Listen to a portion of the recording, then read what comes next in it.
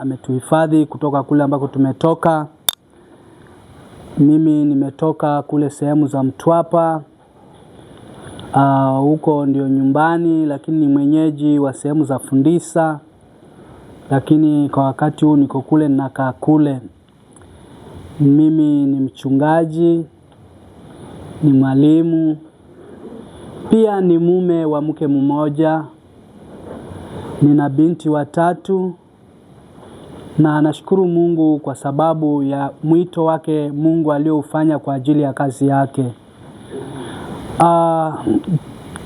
Mchana wa leo ama jioni ya leo ningetaka tukaweze kuangalia maandiko matakatifu ambayo tutaenda kuangalia kwa mitazamo miwili, na najua katika kutazama mpangilio wa Mungu kuna yale mambo ambayo tumeyazoea, lakini kuna mambo zaidi ambayo Mungu anayaachilia nyakati hizi. Na kwa sababu hiyo kuna mambo ambayo tutajaribu kuyaangalia pamoja, na tunapoyaangalia pamoja tunajifunza pamoja, tujue jinsi ya kuweza kuyaelewa na kuyaishia. Bwana Yesu asifiwe. Kwa hivyo ni mafundisho haya, si mahubiri. Kama utakuwa na swali, usiliache likapotea, waweza kunisimamisha na ukaniuliza swali. Kwa sababu umuhimu wangu si kukwambia maneno mengi ambayo yatakuwa nimeyazungumuza, lakini maneno machache ambayo yanaweza kubadilisha tafsiri nzima ya maisha yako juu ya kumjua Mungu katika njia ya makusudi yake. Bwana Yesu asifiwe. Kile ambacho leo nataka tukazungumzie juu ya neno linaloitwa imani. Imani ni neno ambalo linaonekana ni jepesi kwa kulisikia, linaeleweka vizuri, lakini lina msingi wa mara mbili. Msingi wa kwanza wa imani unatokana na mtu mwenyewe, mwanadamu. Hii imani tunapoizungumuza, kuna kitu ambacho wewe mwanadamu unakiamini. Bwana Yesu asifiwe. Amen. Kile unachokiamini ni lazima kianze kutokana na moyo wako. Maana imani hii ambayo tunaenda kuizungumuza, utendaji kazi wake uko ndani yetu, hauko nje yetu. Kwa hivyo tunaona ya kwamba wakati tunapozungumzia habari za imani, ni lazima ujue ni nini kile unachoamini. Bwana Yesu asifiwe. Ndio maana najaribu kukuonyesha ya kwamba katika mtazamo na mafundisho ambayo tumefundishwa kutoka Kristo Yesu aje mpaka leo, tumefundishwa mtazamo wa upande mmoja. Upande mmoja ni wa kujiona wewe peke yake kwamba ndiwe mwenye imani, na ni imani yako inafanya kazi na jinsi unavyoruhusu ikutendee kazi. Huo ni ukweli mtupu. Huo ndio ilivyo na ndivyo inatakikana wewe ujue.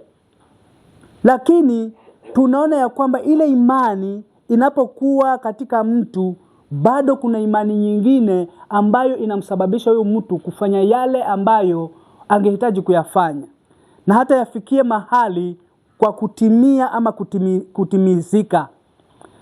Maana ndio hapo anasema ya kwamba wakati unapokuwa umesikia jambo na jambo hilo limeingia moyoni, hufanyiwa kazi pale moyoni. Na pale moyoni ndipo huja na kanuni ambazo zinaweza kukufanya wewe ukakubaliana na neno hilo. Kwa njia nyingine, kukubaliana na neno hilo na kuliishi tunaita kwamba umeliamini. Bwana Yesu asifiwe. Na unapoliamini neno hili, basi huwa limekuwa ndio muktadha wako ama ndio njia ambayo unaweza kuifuata kwa sababu umeiamini. Bwana Yesu asifiwe. Ndiposa tunaona ya kwamba kila mahali watu wanapoishi wana kile wanachoamini. Haijalishi ni uamini wa kweli ama si wa kweli, lakini bado watu hawa hufungamanishwa na kuamini. Bwana Yesu asifiwe. Amina. Kwa hivyo tunaona ya kwamba kuamini ni kwa muhimu sana katika maisha ya wanadamu. Maana jambo la kwanza ndicho kitu ambacho kinawafanya hawa watu kukaa kwa pamoja na kufanya kile wanachokifanya wakiwa wanakubaliana. Bwana Yesu asifiwe. Amen. Sisi Wagiriama huku tuna mila na tamaduni ambazo hizo hata kama umeokoka lakini bado ukiziona bado unaweza kujua zile kwamba tunaziamini kwamba zilifanya kazi. Na ziliwaleta wazazi wetu na jamaa zetu pamoja na zikawaweka pamoja. Na hizo zimekuwa zikituongoza katika maisha yetu ya umoja. Hivyo unapoona kundi la watu limekaa mahali pamoja linafanya vitu vyao, kuna kitu wameamini. Bwana Yesu asifiwe. Kwa hivyo imani ni ya muhimu sana. Imani ni kama jicho la kuona ile jamii vile inavyofanya na kile ambacho wanakifanya. Bwana Yesu asifiwe. Amen.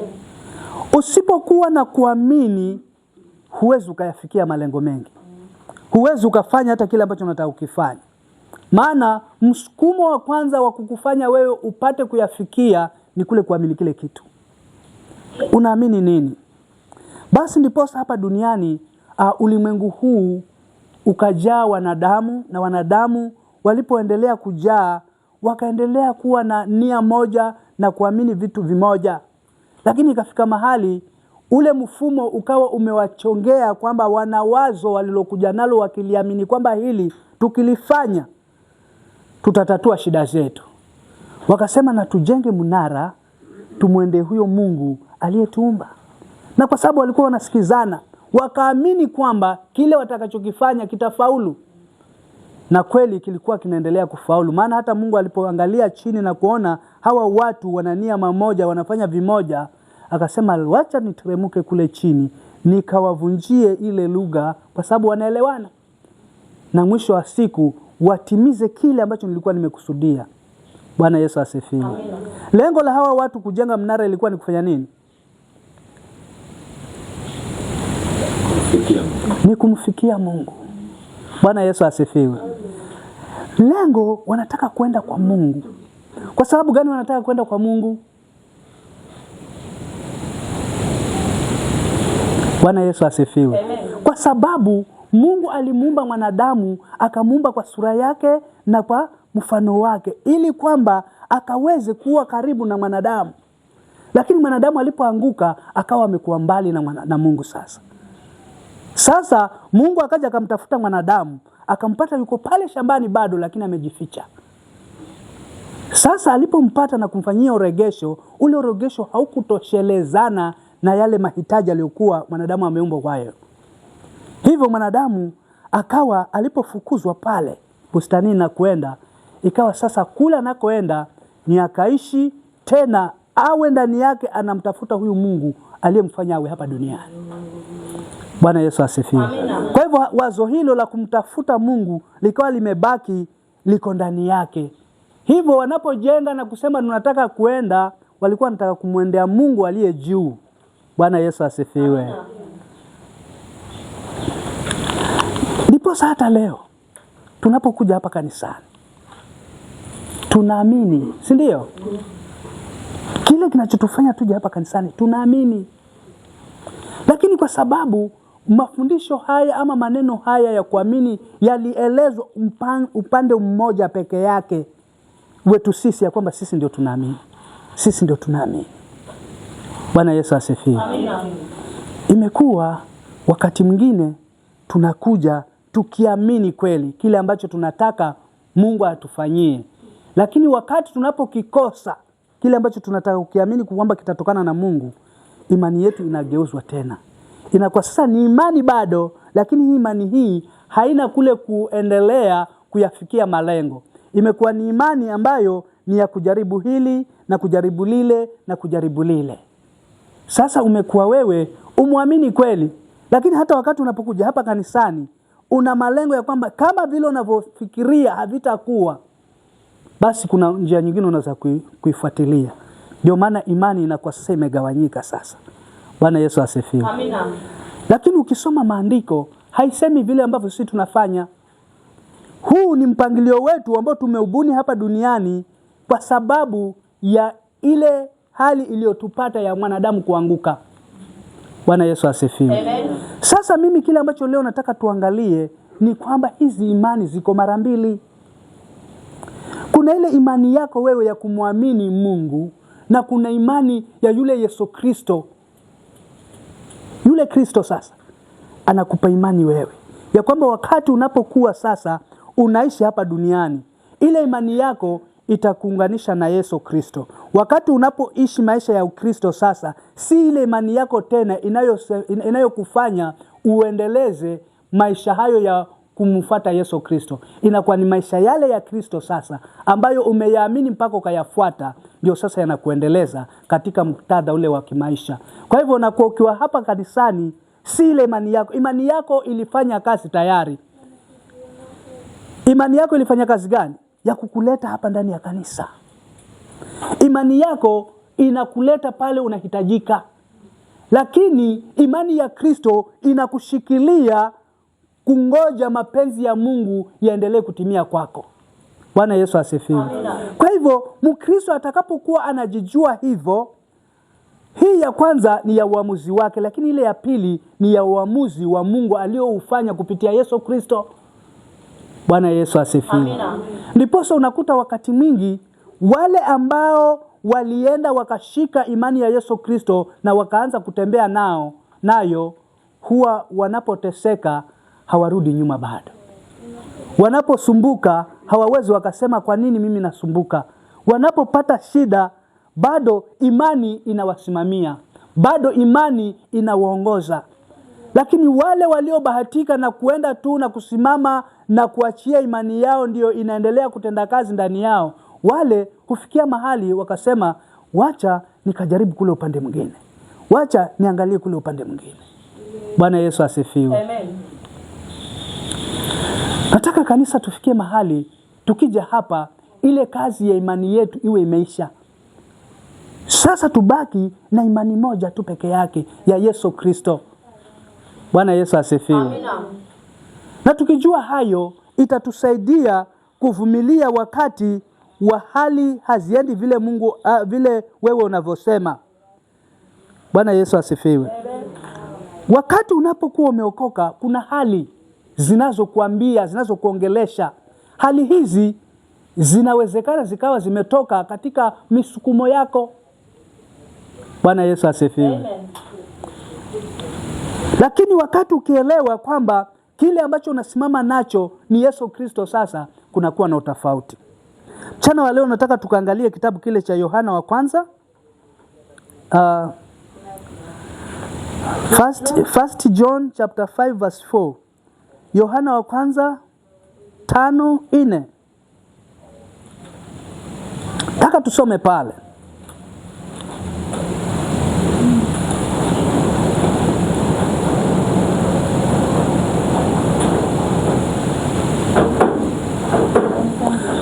Soma kama umepata. You can read, mama. For everyone who has been born of God overcomes the world. This is the victory that has overcome the world, our faith. Our faith. Soma huko Kiswahili. Yohana wa kwanza 5:4. Tunasema hivi. Kwa maana kila kitu kilichozaliwa na Mungu hushinda ulimwengu. Na huko kushinda kwa ulimwengu. Hiyo imani yetu. Hiyo imani yetu. Bwana Yesu asifiwe. Amina. Kwa maana kila kitu kilichozaliwa na Mungu hushinda ulimwengu. Kila kitu kilichozaliwa na nani? Na Mungu. Hushinda ulimwengu. Tena anasema hivi, na huu ndio kushinda. Huku ndiko kushinda. Kule kushinda nako tunaonyeshwa. Bwana Yesu asifiwe. Amina. Tunashinda vipi?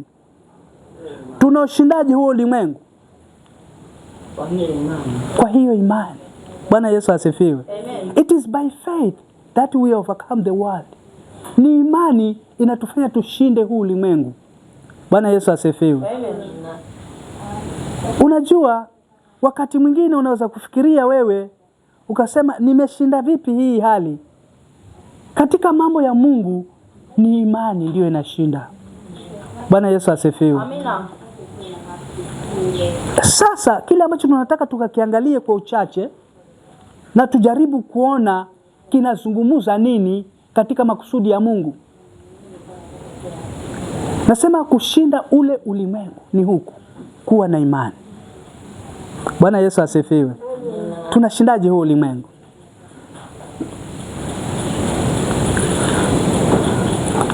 Bwana Yesu asifiwe. Amina. Tunashindaje huu ulimwengu? Ulimwengu hapa juu inasema hivi ya kwamba kwa maana kila kitu kilichozaliwa na Mungu hushinda ulimwengu. Kwa hivyo tunashindaje? Tumezaliwa na Mungu.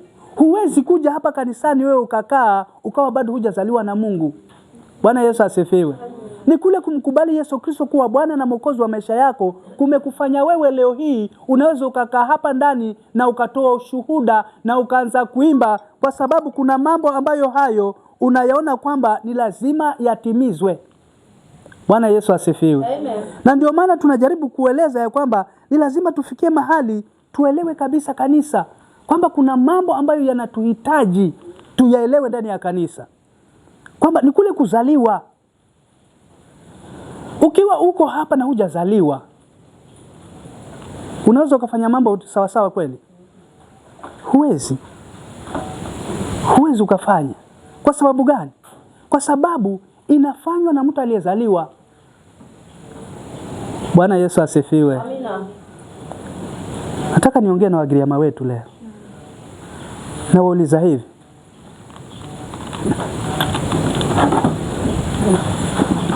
Asa, mjibu huyu. Shika hebu. Akipiga mjibu huko mwambie haya. Mama, ni mbari gani wewe? Mbari ya kwako, mbari yani? Mwabaya Maro. Wanzari ino Mwabaya Maro. Wajalwa nao. Bwana asifiwe. Bwana si Mwabaya Maro, kwa sababu wakuzatunga na Mwabaya Maro bochangiro kala Mwabaya Maro. Wajalwa kamare. Bwana Yesu asifiwe. Amina. Hicho ndicho ambacho tunakizungumza hapa. Mchungaji, huyu mama hakuwa Mwabaya Maro kwa sababu alienda kukuta wa grupu ya Mwabaya Maro, basi akaliingia, basi likampaka mpaka alipotoka hapo akawa Mwabaya Maro. Alizaliwa. Ni lini mama utaacha kuwa Mwabaya Maro wewe? Huwezi. Kwa nini? Si mamako kuwa ni Mwabaya Maro. Ndivyo ilivyo. Sasa tunazungumza juu ya nini? Ya hii imani. Anasema aliyezaliwa. Si imani ile ya kwamba unakaa nayo kwa sababu umetamani kutamani vitu. Ina kiwango sasa hii ya imani tulionayo. Bwana Yesu asifiwe. Imani hii si ile ya kusema kwamba mimi nikifika hapo hospitali basi kama atanidunga sindano nitapona huu ugonjwa. Hapana. Hiyo akudunga sindano utapona. Hata kudunga sindano utapona. Maana huyu mama ni Mwabaya Maro kwa kuzaliwa. Sisi leo kanisani tumekuwa na watu ambao wana imani lakini sio ya kuzaliwa. Unajua ukiwa na imani ambayo sio ya kuzaliwa, basi wewe unaweza kufanya lolote lile. Samba kuna adza yenye. Suna manya. Adza yenye ambayo unamanya. Wajua mchungaji? Adza yenye. Hujui? Kuna watu ambao hufanya kuja wenyewe. Nasikia? Mtoto mama amepata mimba nje. Halafu anaolewa. Anakuja na yule mtoto pale kwa boma. Yule mtoto sio pale. Unasikia? Yule mtoto hata akikua anaweza kufanya vituko, hata anaweza kuoa pale nyumbani pale. Si ni kweli? Anaweza kupaoa pale ndani ya nyumba. Ukashangaa si huyu ndugu yake huyu. Bwana Yesu asifiwe. Imani hii ambayo tunaizungumza sio hiyo. Tunazungumzia imani ya kuzaliwa. Mtoto utakayemzaa wewe hawezi akaoa pale ndani ya nyumba. Tena ni mwanao kwa hiyo mbari yako ulionayo. Nasikia? Sisi leo tukiwa kanisani, imani ndio inatufanya sisi tushinde. Tunashinda kwa sababu gani? Huu ulimwengu una mambo mengi, na sisi lazima tutolewe katika ulimwengu. Kristo alipokuja, alikuja akatutoa katika ulimwengu. Na sasa hayo tunayaishi kwa imani. Yesu Kristo alipokuja, ulikuwa umezaliwa?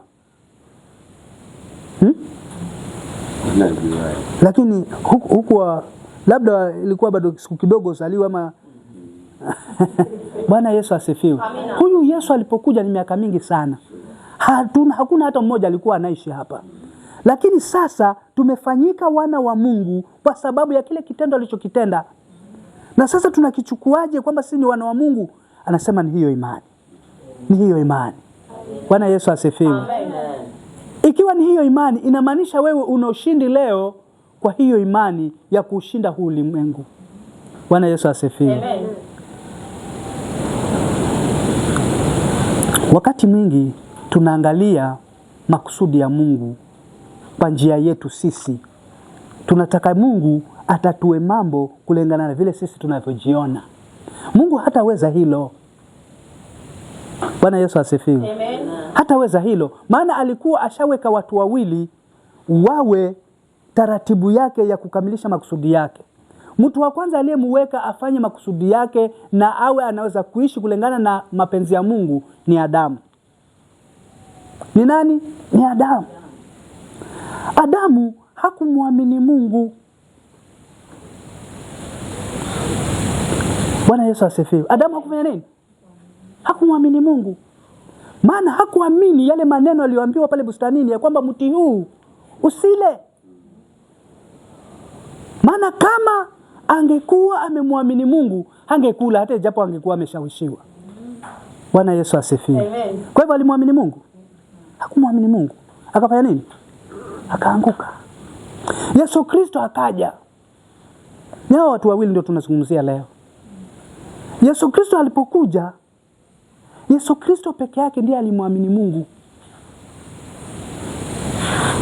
Bwana Yesu asifiwe. Amen. Alikuja akashawishiwa kama nani? Kama Adamu aliposhawishiwa akaambiwa kula, si umefunga siku 40? Si una njaa? Badilisha haya mawe mkate ukule. Yeye akasema hapana. Ninamwamini Mungu kwamba kila neno litokalo kwa kinywa cha Mungu nafaa kwangu. Bwana Yesu asifiwe. Huyo akamwamini Mungu. Alipomwamini Mungu akafanyika mwana katika umbo la kibinadamu na akachukua hilo umbo akadhihirishwa kwetu kutuwakilisha. Yule alituwakilisha Adamu akatuangusha sote. Yule Adamu mwingine akatuwakilisha vizuri na Mungu. Sasa hapa tuna imani mbili. Imani ya yule Adamu wa kwanza na imani ya Adamu wa pili. Imani ya Adamu wa kwanza ilianguka. Huyu Adamu wa pili alipokuja akaushinda ulimwengu. Aliushinda kwa nini? Kwa imani. Kwa imani.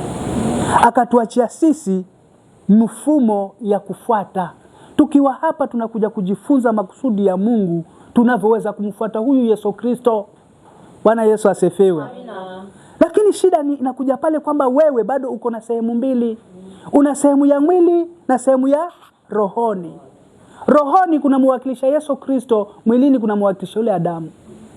Ukivaa nguo nzuri mpaka ukimaliza, ukitoka hapo uambua sasa kule kuna mambo ya Kristo, unasema mimi naenda kwa Adamu. Basi mtasumbuana wewe. Maana Adamu kule kuna gawanywa nini? Nyama. Na Adamu ni wanyamani. Utampata? Amina. Bwana Yesu asifiwe. Umemkosa ama umempata? Unamkosa.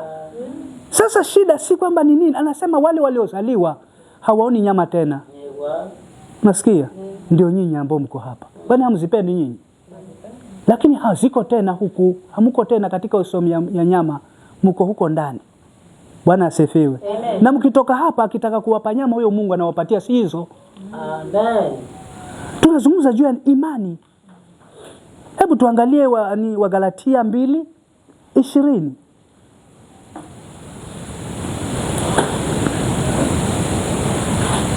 Kwa Galatia 2:20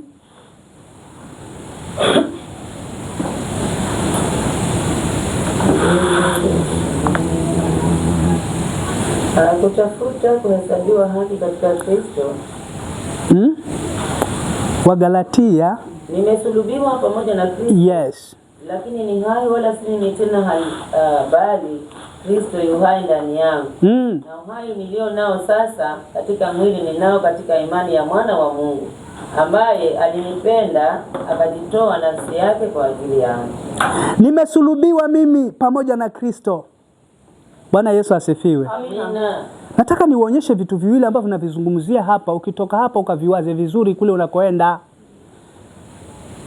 Adamu alipoanguka alituangusha sisi sote. Hata wale watoto tutakaowazaa kesho wameangushwa. Bwana Yesu asifiwe. Amina. Yesu Kristo alipokuja akaturudisha sisi sote. Hata wale ambao bado ni walevi kule wakiamini leo wanarudi kwa Bwana. Bwana Yesu asifiwe. Amen. Sasa kile ambacho tunakizungumza hapa, anasema katika kitabu kile cha Wagalatia 2:20 anasema nimesulubiwa pamoja na Kristo. Yesu Kristo alipokuwa pale msalabani hakuwa anasulubiwa peke yake. Bwana Yesu asifiwe. Amen. Alipokuwa anasulubiwa pale msalabani alikuwa anasulubiwa na nani? Na wewe. Alikuwa anasulubiwa na mimi. Anasema hayo maandiko, anasema nimesulubiwa pamoja na Kristo, lakini ni hai. Huyu mtu akisulubiwa anaweza kuwa hai kweli? Sasa hapo ndio pointi ambayo unatakikana ukitoka hapo uielewe. Wakati umekuja hapa kanisani ujielewe hivyo, ya kwamba wakati Yesu Kristo alipokuwa pale msalabani wewe pia ulisulubiwa. Nasikia kile kilichofanyika pale ni mabadiliko ya kwamba kwa sababu ulikuwa ndani ya Kristo, wewe aliposulubiwa na wewe ukasulubiwa. Lakini Mungu alipoingia pale kaburini kumfufua Yesu Kristo akafufuka. Sasa Yesu Kristo alipofufuka, wewe ulikuwa ndani yake na wewe ukafufuka. Lakini hukufufuka kivyako. Unasikia? Hukufufuka kivyako, ulifufuka ndani yake. Bwana Yesu asifiwe. Nataka niwaambie hivi. Mtu akiwa na mimba, mama akiwa na mimba, yule mtoto pale ndani yuko hai ama yumekufa? Yuko hai. Anakula wapi? Anafanya kazi upande gani? Kibarua chake kiko wapi? Bwana Yesu asifiwe. Amina. Uhai wa huyu mtu na huyu wa mama uko vipi? Nataka niseme hivi ya kwamba wakati mama akiwa mjamzito, uhai wa huyu mama ndio uhai wa yule mtoto kule ndani. Nasikia? Mama akinywa maji mtoto ashatosheka. Nasikia? Mama akilala mtoto ashalala. Hana usingizi wake kivyake yule mama na yule msichana yule mtoto yuko ndani. Bwana Yesu asifiwe. Amen. Hivyo ndivyo tulivyo na sisi hapa duniani. Wakati tulipokuwa ndani ya Kristo, tunapoishi ndani ya Kristo na kuamini ya kwamba tunaishi ndani ya Kristo, kile kilichompata Yesu Kristo kimetupata sisi. Tusidhani ya kwamba lazima tuwe tuna hali ngumu zaidi ya vile Yesu yani zake na sisi zetu. Hapana. Ndiposa pale anasema tumesulubiwa pamoja na Yesu Kristo, lakini tu hai. Na uhai ule ambao niko nao sasa si ule wangu mimi, ni wa Yesu Kristo. Kama vile mama uhai wake ndio uhai wa mtoto kule. Sawa sawa. Sasa uhai ule nilionao ninao kwa imani. Nasikia? Imani ni nini? Imani ni hii mama amezungumza hapa. Mama umesemaje wewe? Imani ni nini?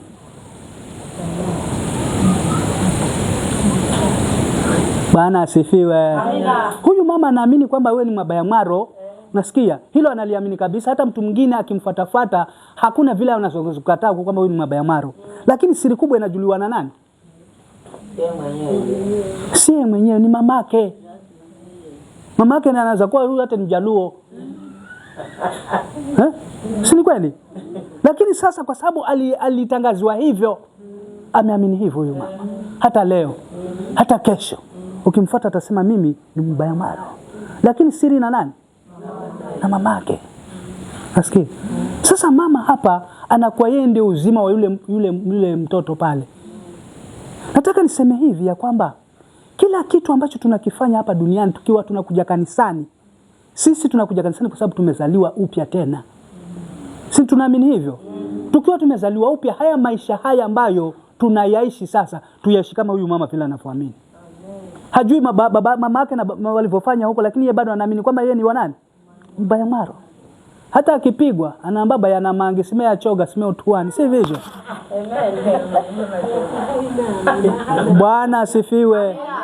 Hawa watu ndio watu wake. Sisi nasi tukiumia hapa tunasema Yesu Kristo ndiwe kila kitu, baba yetu Mungu, maana hao ndio ukoo wetu sasa. Lakini hiyo tunaifanya kwa imani. Nasikia Biblia inasema hakuna mtu aliyemuona Mungu wakati wowote. Sasa kama hakuna mtu aliyemuona, na sisi tunazaje kukilemu kwamba sisi ni wana wa Mungu? Ni kwa sababu ya hiyo imani. Amen. Hiyo imani ndio inakupatia wewe kushinda. Amen. Bwana Yesu asifiwe.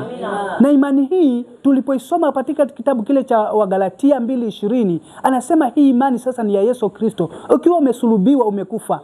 Lakini sasa kama utakuwa uhai, basi ujue ule uhai si ule wako tena. Ni ule wa Yesu Kristo ambaye amekufanya wewe uko hai hapa leo. Bwana Yesu asifiwe. Amen. Hebu tuangalie kitabu kile cha Waebrania 11:1.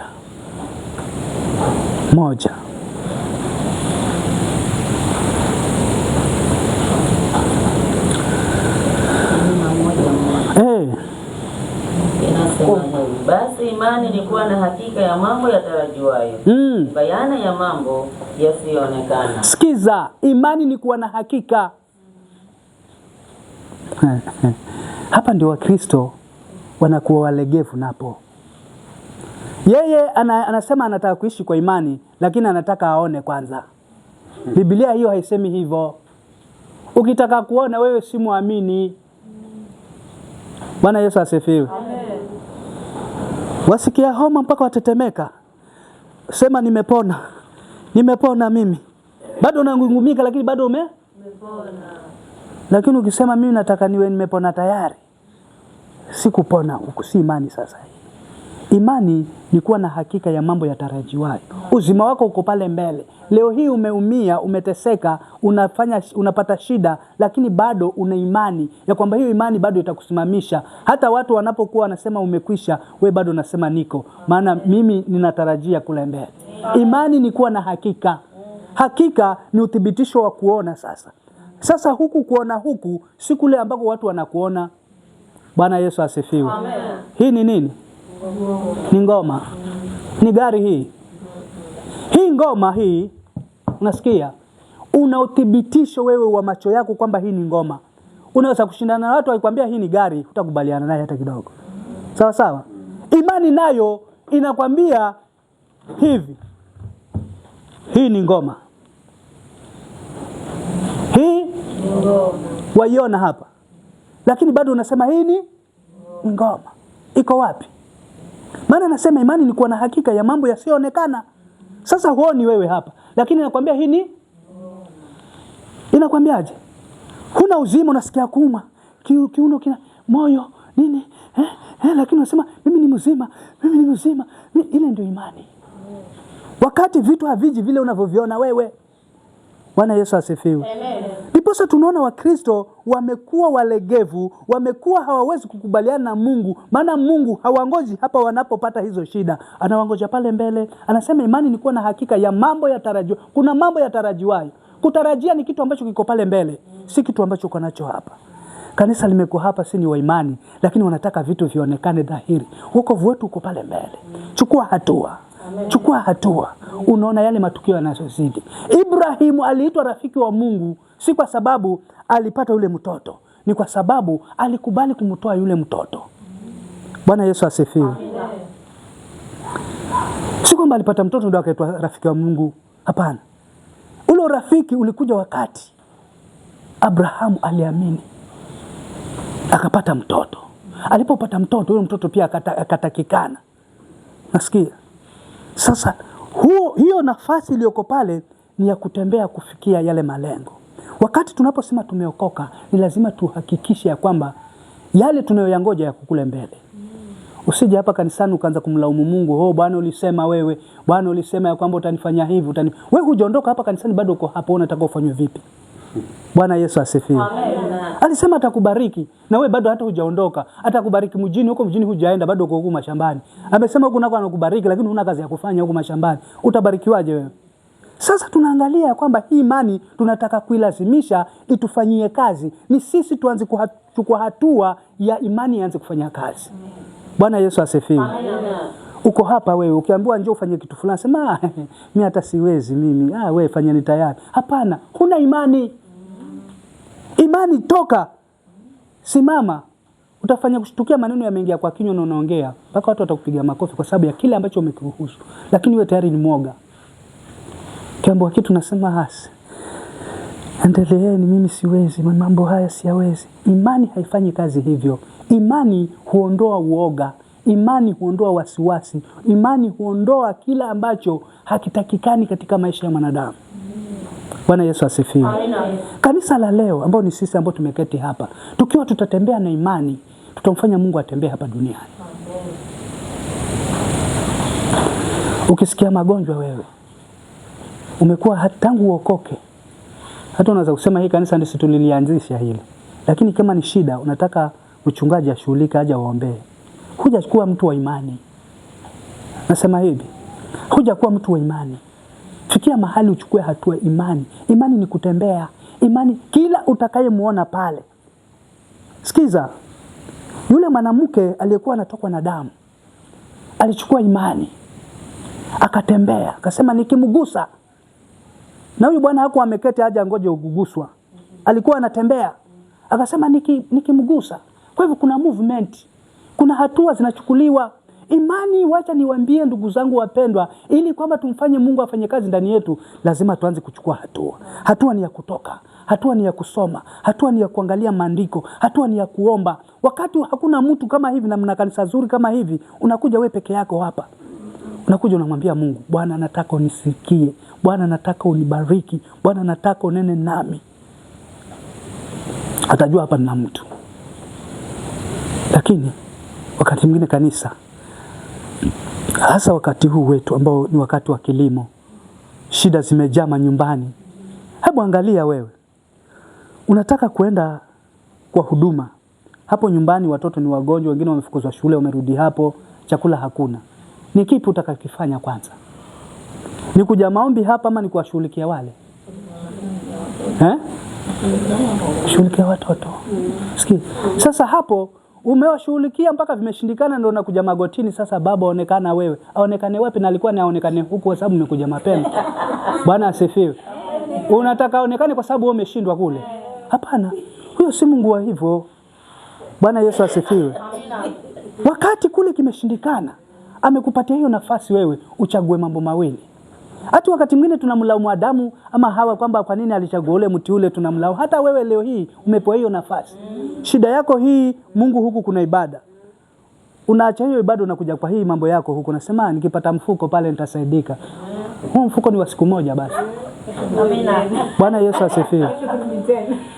Nataka niseme hivi, imani ni funguo, ndio pin namba ya kule mbinguni. Vitu vile vya kule mbinguni vinafunguliwa na imani. Na ikiwa unataka uone kwamba Mungu anafanya kazi ndani ya maisha yako, kuwa na imani. Anasema akuone umeenda mpaka mahali kwa kufa kabisa kwa sababu unatetea hiyo imani. Anasema hata kuacha ukafa. Si yule mtoto alikuwa anataka kuchinjwa? Kisu kimetolewa. Kuni zimewekwa, mtoto amefungwa amelazwa pale. Bado nini? Kifo. Mungu anapatikana pale kwa kifo. Amen. Wewe unataka aonekane hata hujakufa. Ukianza kumwa kidogo, muite ni mchungaji, muite ni mimi hivi nimesikia mimi. Ama safadhali mnipeleke maombezi. Yaani umekuwa na shida nyingi, hujakuwa na imani. Kanisa halina watu wa imani. Si mimi naongea hivi leo kwamba hatuna imani. Tunataka vitu vitokee kutoka mahali. Hapana, haviwi hivyo. Mungu anakuamini wewe kwamba ukimwamini yeye na yeye atakuamini wewe na vitu vitatendeka. Kanisa la leo limekuwa nyonge si kwa sababu Mungu hayuko, ni watu hawako. Watu hawako, watu wanajipenda wenyewe. Watu wamekuwa na misururu wa kutaka kufaulu maisha yao ya hapa duniani. Never. Bwana Yesu asifiwe. Amina. Nataka nikwambie hivi wewe mtu uliyekuja leo. Imani yako ukileta kwa Yesu Kristo, Yesu Kristo anakupatia imani nyingine. Hiyo imani ndio itakufanya wewe uvumilie zile shida ambazo unaziona. Zitakupatia nafasi. Watoto wamefukuzwa pale, wewe unakuja hapa, unakuja kumuuliza Bwana, wale watoto Bwana nitafanya nini? Nasikia. Ona rahisi hilo. Wakija wakiona wamefika hapo, unatoka mbio. Ukiambiwa huku kuna semina, huji wewe. Sema ikishinda hapo tena halafu nitafanyika vipi? Wa Mungu, wale watu wa Mungu waliozaliwa na Mungu hushinda ulimwengu. Ulimwengu ni nini? Ulimwengu ni huu mwili wako huu. Biblia inasema ya kwamba ulimwengu wa kwanza Mungu aliupoteza na maji. Kwa nafikiri ni hii ardhi? Hapana, ni wale watu walikuwa na mwili walipotezwa na maji. Huu ndio ulimwengu huu. Huu ndio wa hapa. Nasikia. Anasema huku ndiko kushinda ulimwengu. Yaani huku ndio kushinda mwili. Hiyo imani. Ukiwa na imani kiasi ya kutoa huu mwili useme huu mwili na ufe. Mimi niko na Yesu. Hufi. Kundafa bule. Undakala moyo. Na Mulungu andakuamini. Na wewe ndamwamini Mulungu. Hebu sirikeza kwa maneno gani wako. Sikiza haya maneno vile yanavyozungumza. Ndio tujue kile ambacho tunahitaji. Kuna vitu viwili ambavyo lazima tuvifanye. Tusome Warumi 10:9 na 10. Nikiondoka. Romans 10:9 and 10. Romans 10.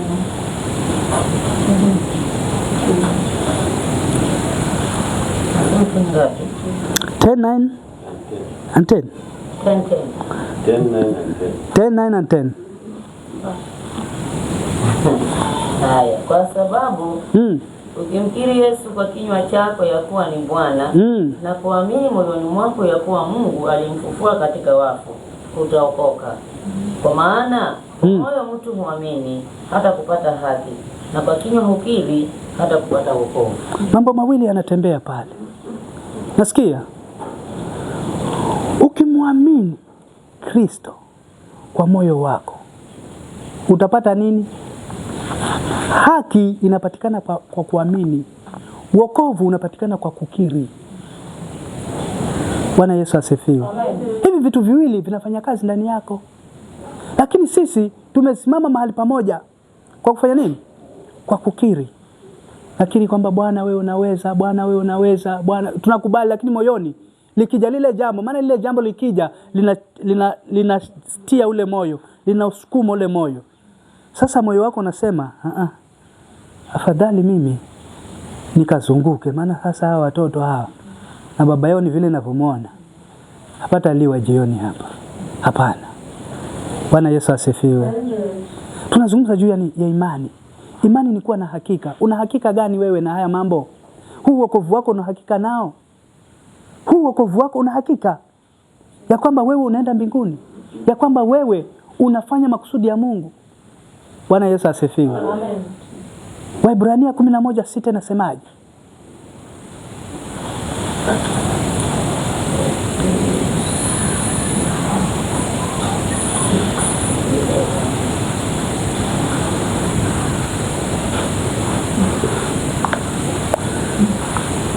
Waebrania 11:6. Lakini pasipo imani haiwezekani kumpendeza.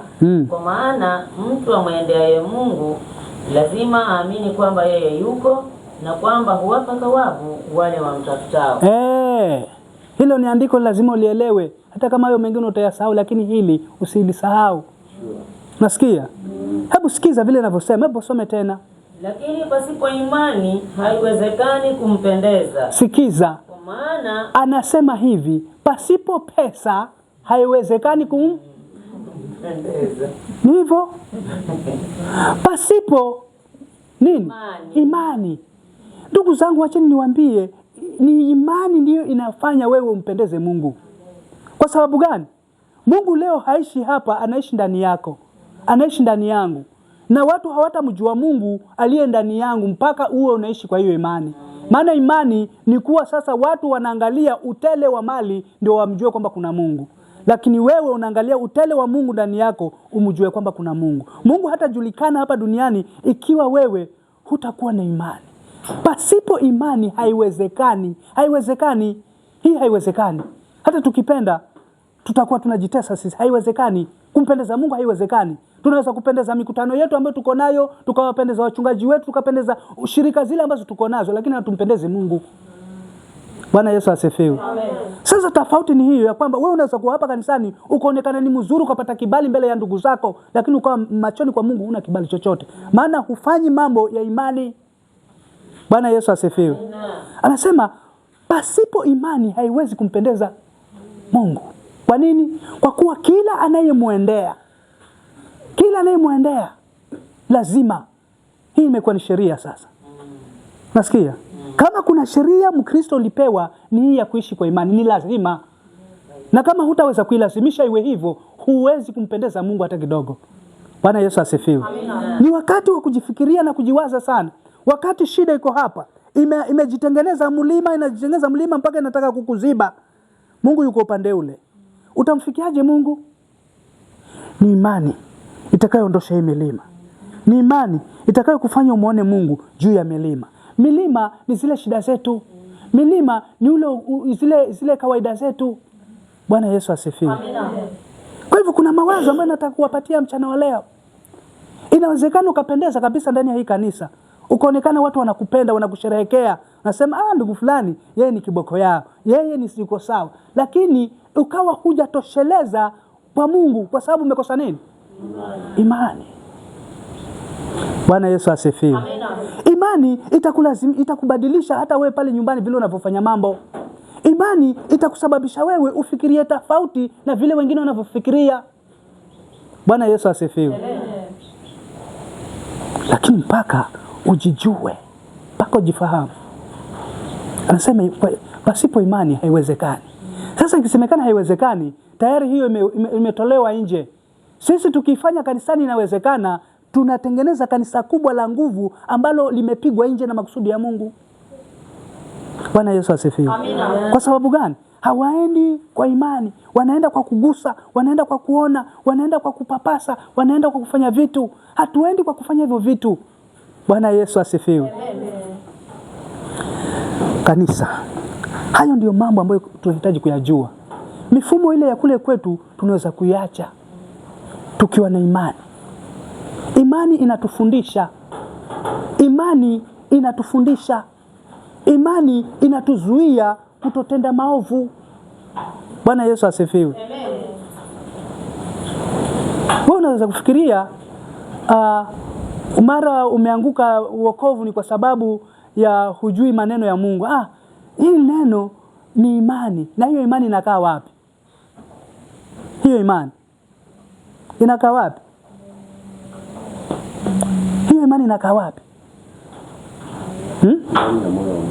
Anasema kwa moyo mtu hufanya nini? Huamini. Ni kwa moyo mtu huamini. Na kama kile ambacho kinahitajika kujulikana leo ni kwamba watu wetu wote wa Agano la Kale walimpenda Mungu lakini hawakuamini. Tunampata nani? Ibrahim peke yake. Ibrahim peke yake ndiye alikuwa role model wa Agano la Kale na Agano Jipya. Ndio sasa tunamuita ni baba wa imani. Maana aliyaona yale yakitendeka akayafanya wakati hata kizazi hiki hakijajulikana kitakuweko. Bwana Yesu asifiwe. Sisi tumepewa nafasi. Unasikia? Kupewa nafasi gani? Ya kuweza kuliwakilisha kanisa hili, kutangaza ushindi Kristo aliofanya pale msalabani. Anasema huku ndio kushinda ulimwengu. Hiyo imani ya Kristo ikiwa ndani yetu. Huko ndio kushinda ulimwengu. Ukilala na njaa lakini una Yesu Kristo, wewe ni mshindi. Bwana Yesu asifiwe. Amina. Ukikosa kile ambacho umekosa, watu watakula na nyama jioni, lakini wewe huna, lakini unaondoka na imani. Huo ni ushindi. Lakini mpaka azaliwe humo ndani. Maana unaweza kutoka hapo ukaanza kusema mimi nilikuwa nafikiri wataongea mambo mengine kumbe ni hayo. Mimi basi wamefanya hata nimekosa. Kesho mimi naenda huko Moi huko. Tenda Moi kesho nafikiri huko Moi. Bwana Yesu asifiwe. Nataka niwaambie kwamba kanisa ni lazima lijitenge na mambo fulani, ni hiyo imani. Amen. Kukutenga wewe na hayo mambo ni imani. Unaamini nini? Unafanya nini? Bwana Yesu asifiwe. Amina. Ukijua kujitenganisha na kujua kile unachokishia, utafanya vizuri hapa ndani ya kanisa. Bwana Yesu asifiwe. Amen. Nataka niulize hivi. Nyinyi wa mama waine nyinyi, mnapotoka kule nyumbani mje hapa mchungaji hayuko, mweza kufanya nini hapa ndani ya kanisa? Mnaomba? Na mwingine anatafuta kifungo. Anakitafuta. Kifungo. Atusomee, atafuta kifungo tusomee. Atusomee. Wacha niseme hivi, asitafute tena. Anakitafuta wapi? Kwa nafikiri anatoka hapa aenda akatafuta huko nje.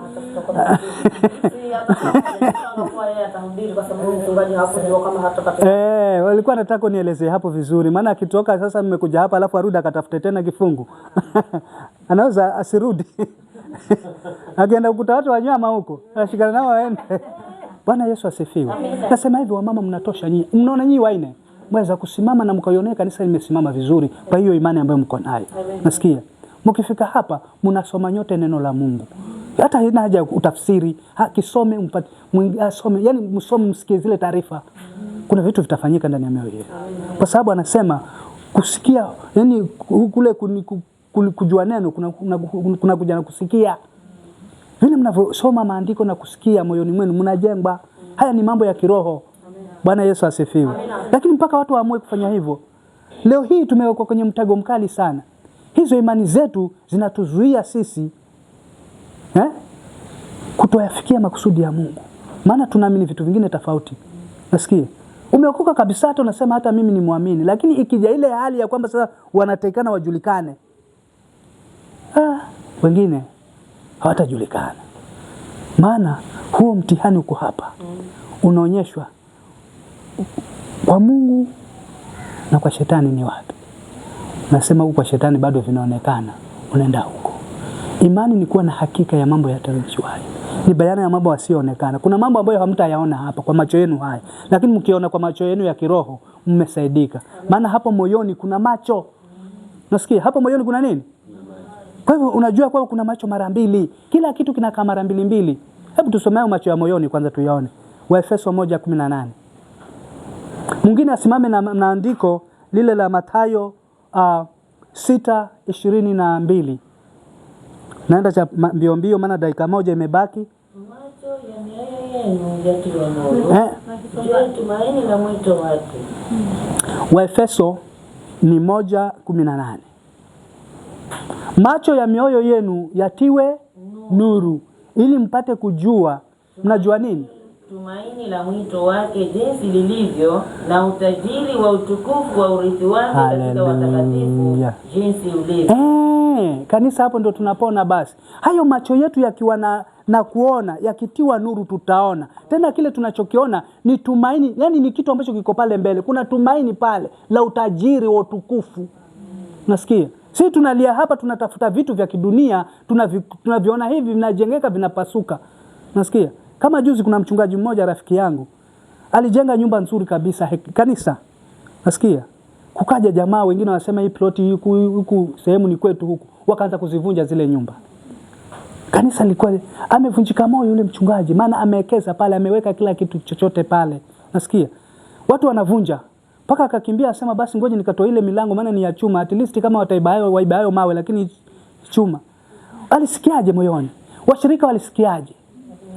Unaona? Sasa inafikia mahali ya kwamba ni lazima tuelewe kwamba wakati tunapokuwa tunachukua moyo wetu na kuweka katika makusudi ya Mungu, mambo kama haya yakitendeka hayatatuumiza vile tunavyoumia sasa hivi.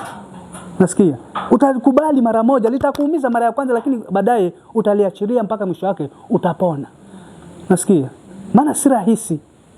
Lakini nataka niseme hivi ya kwamba vile nimesema pale, macho ya mioyo yenu yatiwe nuru. Kuna nuru inatakikana hapo ndani. Haya mambo ya kanisani wakati mwingine hamuyaoni vile mnavyoyaona kwa sababu kuna giza. Nasikia? Hujawahi kuona mtu amegiza au umeenda pale umemsalimia kwa sababu ameingiwa na giza, ameingiwa na dhiki ndani ya moyo wake mpaka hao watu wote waliokuja pale hawajui kama wamefika mama. Nasikia? Kwani juzi ulikuja? Sema nilikuja kukuona lakini ulikuwa hali mbaya wewe. Sasa basi, lakini hayo macho alikuwa yanaona. Kule moyoni alikuwa haya anaangalia, lakini kule moyoni kwisha. Bwana Yesu asifiwe.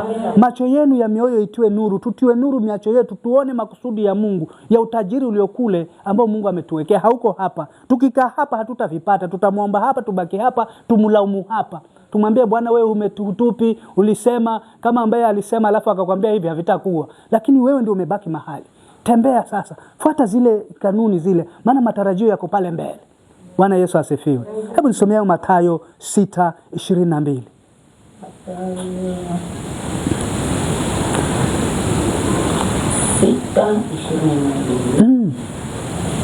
Anasema hivi, taa ya mwili ni jicho. Taa ya mwili ni jicho. Huu mwili huu. Lako likiwa safi, mwili wako wote utakuwa na nuru. Endelea.